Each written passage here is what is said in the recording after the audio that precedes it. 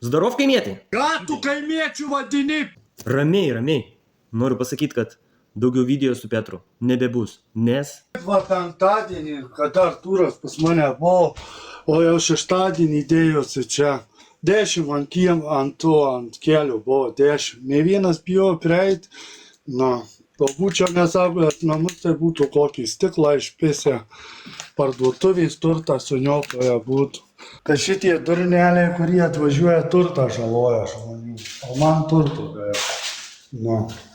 Tai jums per vieną dieną reikėjo labai daug vidosų prisukti ir viskas. Mes daug prisukom, bet...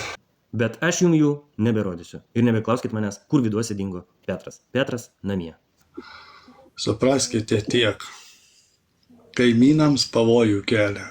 Visam kaimui pavojų kelia. Petras norėjo pasakyti, kad jo nepalieka ramybėje. Dėl to daugiau vidosų su Petru nei montuosiu, nei kelsiu, nors turiu jų dar prifilmavęs. Ta patarčiau padaryti ir jums. Tiesiog iš žmogiškumo, kad žmogų paliktų ramybėj. Na, aišku, čia viskas ant jūsų sąžinės. O visi tie, kas vadinat jį invalidu ir važiuojat pas invalidą mėtyti į stiklus kiaušinius, tai aš nežinau tada iš vis, kas esate jūs. Girdi, Petrai, tai aš daugiau nebekelsiu su tavim vidosų iš vis jokių. Ne, nekelt, sakau, nes matai, kas čia darosi. Ir mane vakar Audi Q8, prabangi Audi, čia nenusovino. Jeigu tau kažko reikės, tai tu man parašyk arba paskambink. Gerai, tai jeigu ką, tai žinos Artūrai. Nu ir šiaip, jeigu norėsi pabendraut, man gali skambint, pašnekėsim.